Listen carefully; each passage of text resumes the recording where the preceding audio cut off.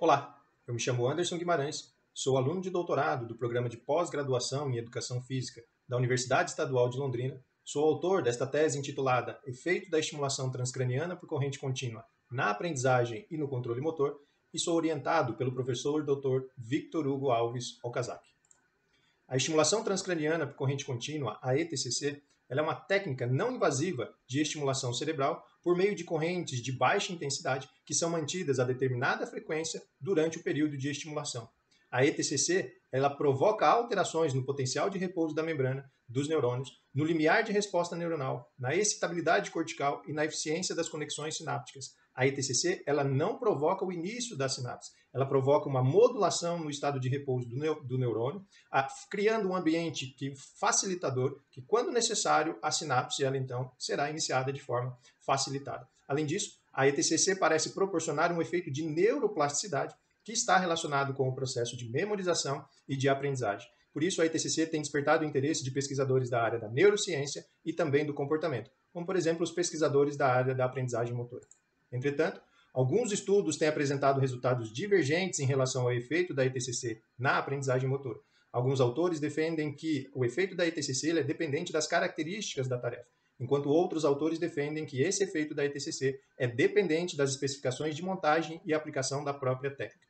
Dessa forma, faltam estudos que sistematizem e analisem o conhecimento existente sobre o efeito da ETCC na aprendizagem motora, a fim de identificarmos quais os fatores que realmente interferem no efeito da ETCC na aprendizagem motora. Além disso, há poucos estudos sobre o efeito da ETCC na aprendizagem e no controle de movimentos no mesmo estudo. Um desses estudos aplicou a ETCC na aprendizagem de uma tarefa de colocar pequenos pinos em pequenos orifícios em um tabuleiro, e os autores verificaram o efeito da ETCC na aprendizagem dessa tarefa motora. Os autores também avaliaram o desempenho dos participantes em uma segunda tarefa e verificaram melhorias no controle de movimento no desempenho dessa segunda tarefa. Entretanto, os autores não aplicaram a ETCC nesta segunda tarefa, e por isso não é possível afirmar que essas melhorias no controle de movimento dessa segunda tarefa estejam relacionadas ao efeito da ETCC aplicada na primeira tarefa. Mas os autores verificaram reduções nos picos de velocidade durante a realização da segunda tarefa, ou seja, durante o movimento para alcançar e apontar um alvo dos participantes, os autores perceberam reduções nos picos de velocidade que estão relacionados a reduções nas correções durante a realização do movimento, ou seja, ajustes no controle de movimento por meio do feedback online.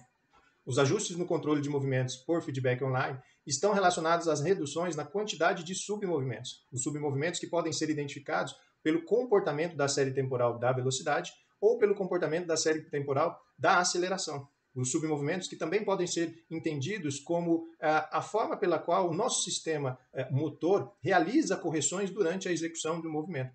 Dessa forma, se há um aumento na quantidade de submovimentos, entende-se que houve um aumento no número de correções ao longo da execução do movimento. Ao passo que se há reduções na quantidade de submovimentos, houve então menor quantidade de correções, logo houve uma melhoria no controle dos movimentos.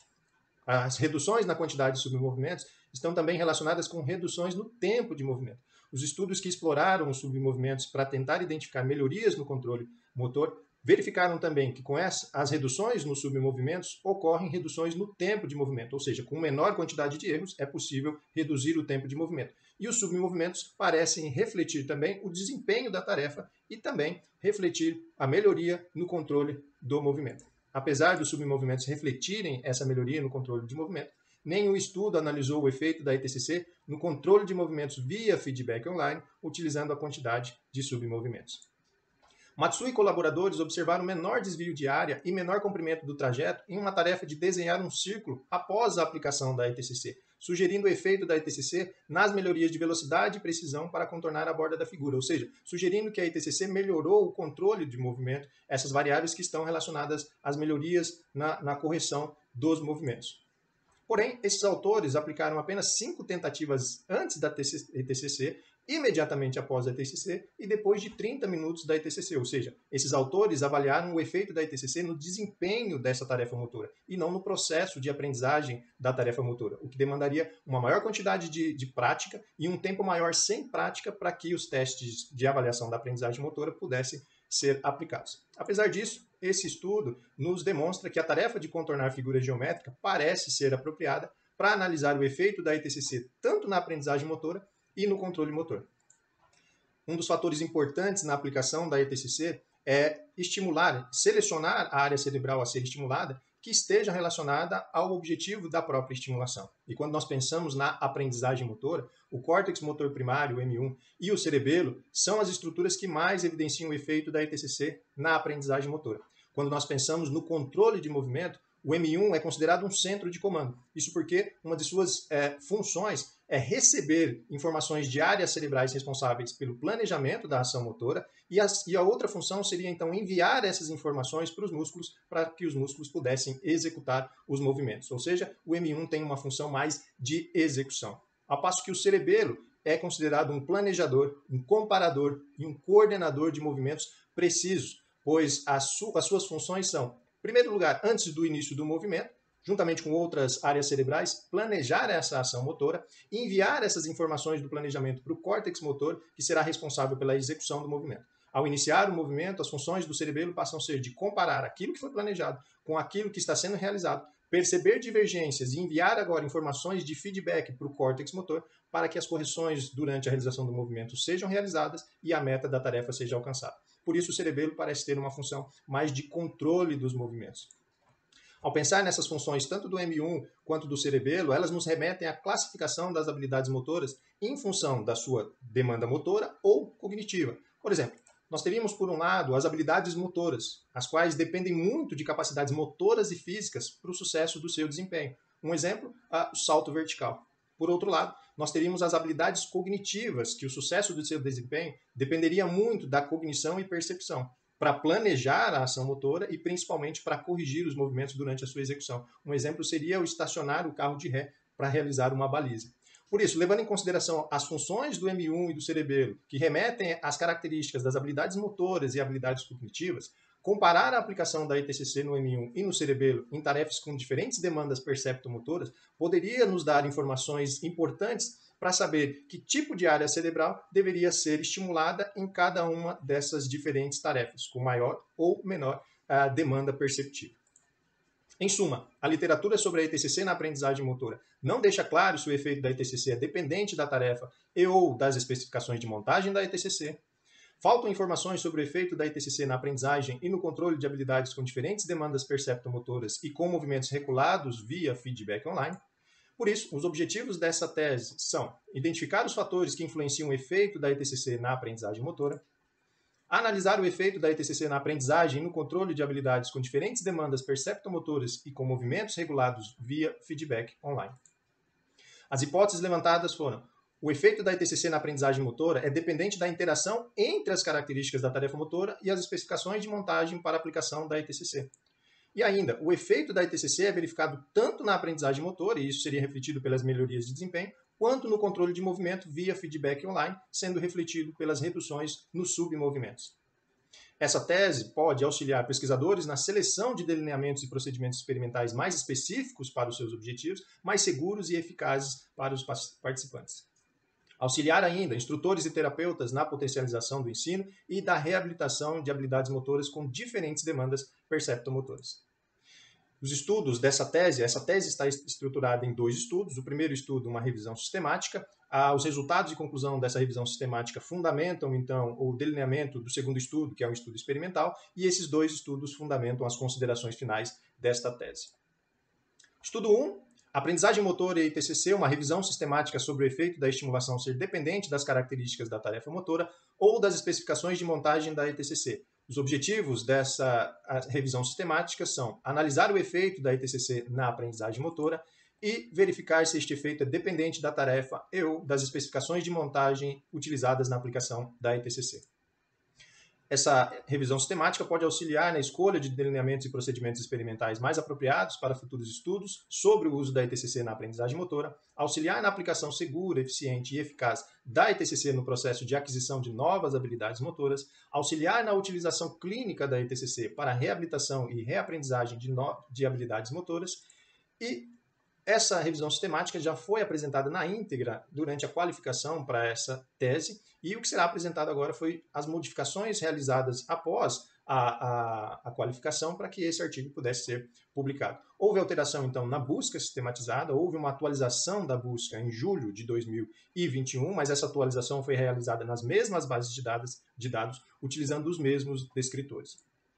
Isso proporcionou alterações no registro de identificados nas bases de dados, houve um aumento nesses registros e, obviamente, houve mudanças em todas as informações que estão abaixo dessa informação dos registros identificados. E de 20 estudos antes da qualificação, nós passamos para 31 estudos inclusos nessa revisão sistemática. Houve uma pequena alteração no risco de viés dos estudos, mais um estudo com alto risco de viés apareceu após a atualização das buscas, mas de forma geral o resultado do risco de viés se mantém e os resultados desses estudos devem ainda ser assumidos com cautela. Essa figura não havia antes da qualificação, é uma árvore de decisão que traz graficamente a interação verificada nos estudos desta revisão sistemática. Ela traz informações a respeito das características da tarefa que interage com as características da montagem da ETCC e traz algumas decisões de montagem e aplicação da ETCC de acordo com cada uma dessas interações. A informação que não havia na revisão sistemática está relacionada à estimulação anódica uniemisférica, com um único eletrodo colocado centralmente no córtex cerebelar durante a aprendizagem de tarefas bimanuais. Até a qualificação, os estudos apontavam que em tarefas bimanuais, a melhor montagem para a estimulação seria a estimulação anódica biemisférica bilateral, ou seja, ativando ao mesmo tempo os dois M1s, e após a atualização, alguns estudos sugerem que a estimulação anódica uniemisférica com um único eletrodo posicionado centralmente no cerebelo seria suficiente para proporcionar o efeito da ETCC na aprendizagem de tarefas bimanuais. O que seria explicado pela anatomia do cerebelo, que dá a possibilidade de um único eletrodo posicionado centralmente ativar ao mesmo tempo os dois hemisférios cerebelares, contribuindo então para a aprendizagem de tarefas bimanuais, na qual a condição de ativação simultânea dos dois hemisférios é uma condição para que haja então a aprendizagem dessa tarefa, o que não seria possível com um único eletrodo aplicar essa ativação nos dois M1. A conclusão desse estudo é que a ETCC anódica no M1 e no córtex cerebelar potencializa a aprendizagem motora. O efeito da ETCC na aprendizagem motora é dependente da interação entre as especificações de montagem da ETCC e as características da tarefa motora. O efeito da ETCC em tarefas unimanuais ocorre tanto com a estimulação anódica uni quanto biemisférica bilateral no M1. E em tarefas bimanuais, o efeito da ETCC é verificado quando a estimulação anódica biemisférica bilateral é aplicada no M1 e a estimulação anódica uniemisférica é aplicada centralmente no cerebelo. Ainda, múltiplas sessões de ETCC e, consequentemente, elevadas quantidades de tentativas práticas são determinantes para o efeito da estimulação na aprendizagem de tarefas com maior grau de dificuldade. E sessão única de ETCC com quantidade suficiente de prática parece proporcionar efeito da estimulação em tarefas com menor grau de dificuldade. O estudo 2 dessa tese, efeito da estimulação transcraniana por corrente contínua do córtex motor primário e cerebelo no controle de aprendizagem de tarefas de contornar figura geométrica com diferentes demandas perceptomotoras. O objetivo? Comparar o efeito da ETCC aplicada no M1 e no cerebelo na aprendizagem e no controle de habilidades de diferentes demandas perceptomotoras e com controle via feedback online. As hipóteses levantadas são: a ETCC anódica no M1 proporcionará melhores desempenhos e aprendizagem na tarefa motora com menor demanda perceptiva, comparada à ETCC no cerebelo e ETCC placebo. Isso será verificado por menor tempo de movimento e tempo em erro. A ETCC anódica no M1 proporcionará melhores alterações no controle de movimentos da tarefa motora com menor demanda perceptiva comparado à ETCC no cerebelo e ETCC placebo, e isso será verificado por menor quantidade de submovimentos. A ETCC anódica no cerebelo proporcionará melhor desempenho e aprendizagem da tarefa com maior demanda perceptiva comparado à ETCC no M1 e ETCC placebo, que também será verificado por menor tempo de movimento e tempo em erro. E ainda a ETCC anódica no cerebelo proporcionará maiores alterações no controle de movimento da tarefa motora com maior demanda perceptiva comparado à ETCC do M1 e ETCC placebo. Isso será verificado por menor quantidade de submovimentos. Esse estudo pode auxiliar pesquisadores a selecionarem o melhor local de aplicação da ETCC para cada tipo de habilidade motora, auxiliar profissionais do movimento na potencialização do ensino e da reabilitação de movimentos em habilidades motoras que exijam velocidade e precisão. A amostra de 36 participantes foi determinada para cada experimento desse estudo. Foi determinado a partir de um cálculo a priori no G-Power que indicou o número de 30 participantes, mas em função das possíveis perdas ao longo do experimento, foi determinado então uma amostra de 36 participantes. No experimento 1, houve a participação de 36 participantes com idade média de 22 anos, distribuído em 3 grupos, o grupo M1, o grupo córtex cerebelar e o grupo Sham, cada um com 12 participantes. No experimento 2, participaram 30 participantes com idade média de 22 anos, 36 foram convidados, apenas 32 compareceram e foi concluído o experimento com 30 participantes, distribuído em 3 grupos com 10 participantes cada. Todos os participantes assinaram um termo de consentimento livre e esclarecido antes do início de cada procedimento. Os participantes passaram pelo critério de inclusão, homens e mulheres com idade entre 18 e 30 anos, não usar medicação ou outro estimulante do sistema nervoso central, não ter experiência na tarefa de desenho geométrico com caneta eletrônica utilizando a mão esquerda, não ter experiência com a ETCC nos últimos 30 dias antes da sua participação e que fossem destro para a escrita. Os critérios de exclusão foram participantes que não completaram toda a quantidade de prática pré-determinada e os participantes que não completaram todos os testes pré-determinados.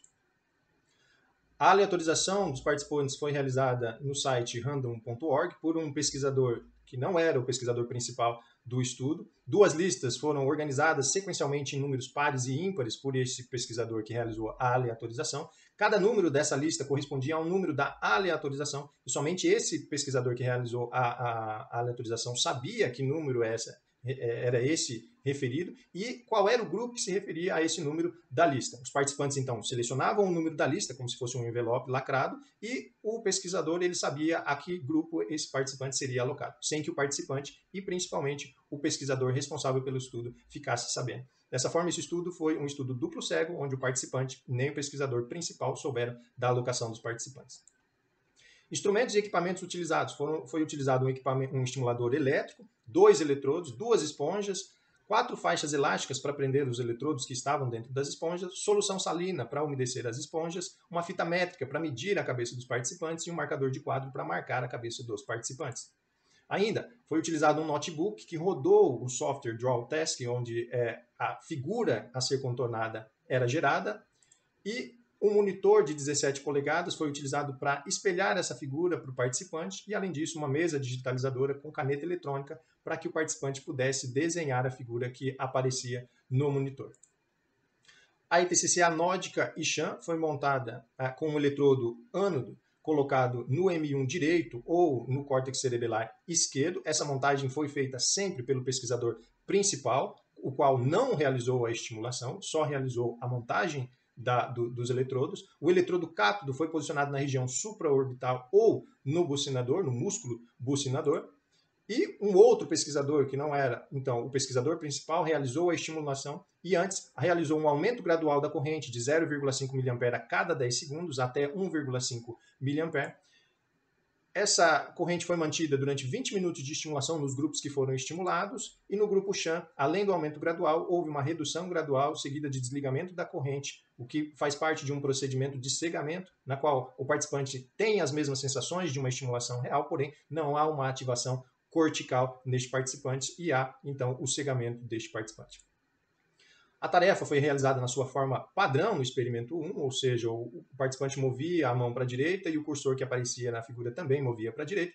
E no segundo experimento, a forma dessa tarefa foi invertida. O tablet foi invertido e conforme o participante movia a mão para a direita, ele via na tela o cursor da caneta se movendo para a esquerda. Quando ele movia a mão para baixo, o cursor da caneta se movia para cima, o que exigia uma maior demanda perceptiva por parte do participante em relação aos participantes do experimento 1. Os participantes receberam todas as instruções para a realização da tarefa motora, foram instruídos a realizar a tarefa com uma maior velocidade e precisão possível, realizaram uma familiarização antes de realizar a aquisição da tarefa motora e realizaram 5 testes para avaliação do desempenho e da aprendizagem motora, sempre utilizando o membro não preferido. O deslocamento da caneta foi adquirido por meio de uma frequência de aquisição de 70 Hz. Esses dados foram então filtrados por um filtro Butterworth de quarta ordem passa-baixa com frequência de corte de 2 Hz. Após a filtragem, foi derivada a velocidade e esses dados da velocidade foram filtrados novamente por um procedimento de filtra, deriva-filtra com frequência de 6 Hz. Esse procedimento ele tem o intuito de reduzir os ruídos que são transferidos do deslocamento para as derivadas do deslocamento, mesmo após uma primeira filtragem. Os participantes realizaram 3 sessões. Na primeira sessão, realizaram 5 tentativas no pré-teste, o período de aquisição com 5 tentativas juntamente com a ETCC. 10 minutos após, realizaram o pós-teste novamente com 5 tentativas. 24 horas depois, retornaram para realizar a retenção 1 com 5 tentativas na mesma tarefa. 7 dias depois, realizaram a retenção 2 na mesma tarefa, também com 5 tentativas, e realizaram 5 tentativas de transferência, numa tarefa muito parecida, na verdade a mesma tarefa, tendo apenas a diferença de menor comprimento na borda da figura, o que causou uma maior dificuldade para os participantes. O delineamento do experimento 2 é muito parecido com o do experimento 1, a única diferença é a quantidade de tentativas práticas. Os participantes realizaram 70 tentativas práticas juntamente com a ETCC, devido à maior dificuldade da tarefa e à maior demanda perceptível. Variáveis, a variável independente nesse estudo são o tipo de estimulação real e placebo, e demanda da tarefa com menor e maior demanda perceptível. As variáveis dependentes relacionadas à aprendizagem motora são tempo de movimento em erro e tempo de movimento com penalidade, que é uma soma do tempo de movimento com o tempo de movimento em erro. E as variáveis dependentes do controle motor são submovimentos no eixo X da aceleração, quando a caneta se deslocava horizontalmente, e os submovimentos no eixo Y da aceleração, quando a caneta se deslocava na vertical. E, além disso, números de picos de velocidade. A estatística foi utilizada, então, os testes de Levine e de Mauchner. Quando a homogeneidade das variâncias foi confirmada, a ANOVA de 2 fatores com medidas repetidas foi utilizada, a ANOVA de 1 fator foi utilizada, juntamente com o pós-hoc de Bonferroni, e os valores do partial weight square foi utilizado como tamanho de efeito, e a média de desvio padrão para descrição dos dados. E a significância determinada abaixo com um P menor que 0,05.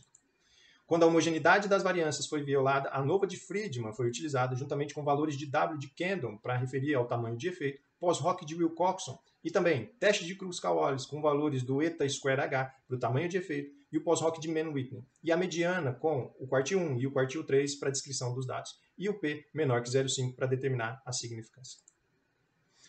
Com relação aos resultados, a curva de desempenho no experimento 1, entre o pré-teste e o pós-teste, nos demonstra que a quantidade de tentativas práticas foi suficiente para promover a estabilização do desempenho dos participantes. Por outro lado, no experimento 2, o comportamento da curva de desempenho nos demonstra que a quantidade de tentativas práticas não foi suficiente para garantir a estabilização do desempenho dos participantes nesse experimento, que pode ter alguma implicação nos principais resultados. Resultados com relação à aprendizagem motora do experimento 1, houve efeito de tempo na retenção 1 e retenção 2, comparado ao pré-teste de todos os grupos para a variável tempo de movimento, demonstrando que houve aprendizagem motora. Houve também efeito de tempo na variável tempo em erro do grupo córtex cerebelar, e houve também efeito de tempo na retenção 1 e retenção 2, em comparação com o pré-teste de todos os grupos para a variável tempo de movimento com penalidade. Houve também efeito de grupo na comparação entre o cerebelo e o Chan em todos os momentos de testes na variável tempo de movimento. Agora, inesperadamente, o Chan apresentou desempenho superior em relação ao grupo córtex cerebelar, demonstrando então que não houve efeito da ETCC na aprendizagem motora, uma vez que nenhum dos grupos estimulados apresentou desempenho superior comparado ao Chan. E houve também efeito de grupo para a variável tempo de movimento com penalidade em todos os momentos de teste na comparação entre o cerebelo e o Chan, e novamente o grupo Chan apresentou desempenho superior em relação ao grupo cerebelo. Assim, a hipótese de que o M1 apresentaria desempenho superior, melhor desempenho e aprendizagem motora superior na tarefa com menor demanda perceptiva em comparação ao cerebelo e ao Chan, ela foi refutada. No experimento 2, houve efeito de tempo na variável tempo de movimento para todos os grupos, e houve efeito de tempo também na variável tempo de movimento com penalidade de todos os grupos, demonstrando que também houve aprendizagem motora de todos esses grupos. Mas não houve efeito de grupo, demonstrando que não houve efeito da ETCC na aprendizagem motora, uma vez que nenhum dos grupos estimulados apresentou desempenho superior e aprendizagem motora superior em relação ao grupo Chan. Dessa forma, a hipótese H3 foi refutada. Então não houve diferenças na contribuição do M1 e do cerebelo. Esse resultado ele contrasta com alguns estudos, mas corrobora com outro estudo, corrobora com um estudo que também não encontrou diferença entre o M1 e o cerebelo, quando verificou a aprendizagem motora no paradigma de aquisição de novas habilidades motoras. Paradigma esse que também foi utilizado nesse estudo. Agora, essa diferença é encontrada por outros estudos que verificaram essa diferença entre o M1 e o cerebelo na aprendizagem diante do paradigma de adaptação da habilidade motora. A diferença entre esses paradigmas é que no paradigma de adaptação da habilidade motora, há mudanças repentinas no ambiente de execução da tarefa, o que aumenta e muito a demanda perceptiva, exige dessa demanda perceptiva por parte do aprendiz ao longo da aprendizagem nesse paradigma de adaptação da habilidade motora. No paradigma de adaptação, o cerebelo contribuiria mais que o M1 na aquisição da tarefa motora, reduzindo a quantidade de erros, e o M1 contribuiria mais na retenção de aprendizagem. E essa diferença estaria relacionada justamente a essas mudanças repentinas que ocorrem no ambiente de execução da tarefa, o que levaria ao cerebelo a utilizar um modelo interno de predição de erro, facilitando então a identificação e a correção de erro por parte do aprendiz ao longo do processo de aprendizagem, reduzindo então a quantidade de erros, e o M1 então teria um papel diferenciado em relação o cerebelo teria um papel diferenciado em relação ao M1 em função dessa maior demanda perceptiva.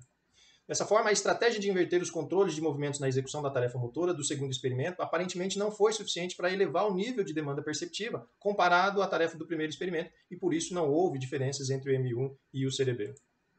Não houve efeito também da ETCC na aprendizagem motora, apesar de inesperado, o efeito nulo da ETCC não é exclusividade do presente estudo, isso ocorreu também em outros estudos, e a explicação está relacionada à quantidade insuficiente de prática motora, e os resultados do experimento 2, a curva de desempenho do experimento 2, demonstra que a quantidade de prática foi insuficiente, e isso pode ter afetado estes resultados do presente estudo.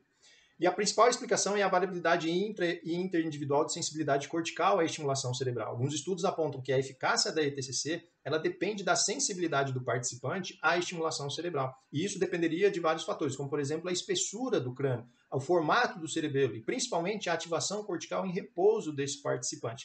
E de outros fatores que poderiam facilitar ou dificultar a estimulação por parte desse participante, a sensibilidade por parte desse participante e também a eficácia da ETCC.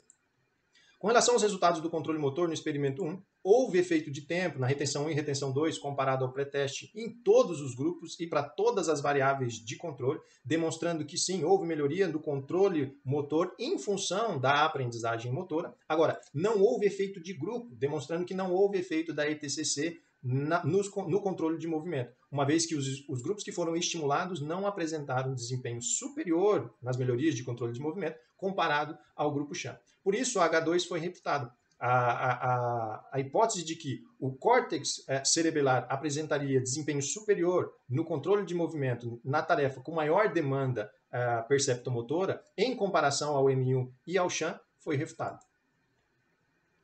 No experimento 2, houve efeito de tempo, na retenção 1 e na retenção 2, isso para todos os grupos e para todas as variáveis de melhoria do controle de movimento, demonstrando que sim, houve melhoria no controle de movimento em função da aprendizagem motora, mas também não houve efeito da ETCC no controle de movimento, uma vez que não houve efeito de grupo. Ou seja, a ETCC não proporcionou desempenho superior nas melhorias de controle dos grupos que foram estimulados, comparado ao grupo sham. Dessa forma, a hipótese de que o córtex cerebelar apresentaria melhor desempenho em tarefa com maior demanda motora em relação ao grupo sham, ela foi refutada.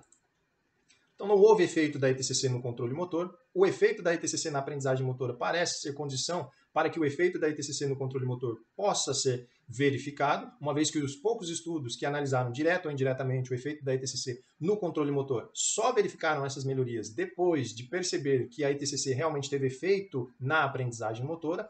Assim, esse efeito nulo da ETCC no controle motor verificado neste presente estudo parece ter relação com o efeito nulo da ETCC na aprendizagem motora, já discutido previamente. O estímulo neuromodulador da ETCC parece ter sido menor em comparação ao estímulo do próprio processo natural de aprendizagem motora, uma vez que o próprio processo natural de aprendizagem motora é um estímulo neuromodulador, ele causa um estímulo neuromodulador que leva a adaptações moleculares, como aumento do número de receptores pós-sinápticos, aumento do número de neurotransmissores pré-sinápticos, que vão auxiliar no estabelecimento da neuroplasticidade, que está relacionada ao processo de memorização e de aprendizagem motora.